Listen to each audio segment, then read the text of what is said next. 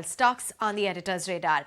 Let's begin by talking about Eicher Motors. Just at the get-go, we were talking about the new launch coming in from Harley Hero. There has been the Bajaj Triumph launch. So clearly, competition heating up within this space. There's been very competitive pricing as well that has taken place. So let's talk about what this means for Eicher Motors. Okay, we've discussed it, yes, but I think Morgan Stanley seems to be endorsing it. So Morgan Stanley has come up with what we always say, a tactical call. Tactical call means that they are telling you in the short term whether stock would move. Morgan Stanley is saying that in the short term, Eicher Motor next 30 days could underperform. Why will it underperform? The reasons are obvious. Look, when a dominant market share gets challenged by a brand or a company which has capability and the ability, then you have to get worried. The product, I will only say, but looking at the lineage, which is that the family from which is come from, Hero and Harley, technology and brand, will have a disruptive impact.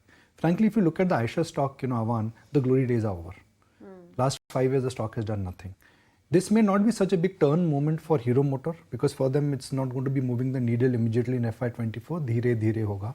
But for Eicher, somebody is going to eat into their big pie. And that is more disruptive because they've commanded a multiple. So for Eicher, this is bad news. For Hero Motor Corp, this is an opportunity if they're able to maximize at an aggregate level. Okay, so that's what it means when it comes to some of the two-wheeler players within the auto space. Eicher Motors is going to get a little bit challenged with its overall market share.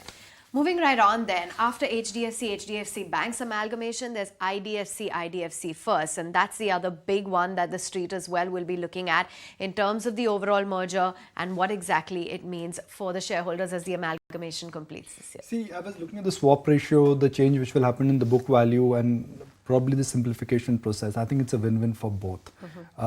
First, for IDFC Bank, the book value goes higher, which means you look at banks in terms of the book value. In this case, the book value goes higher. I've got a CLSA report in my hand, and the announced swap ratio implies a lower holdco discount of 6.3%, and we view the swap ratio relatively positive for IDFC Limited. So they're also getting something there. What does that? This simplifies the entire process. This is not new.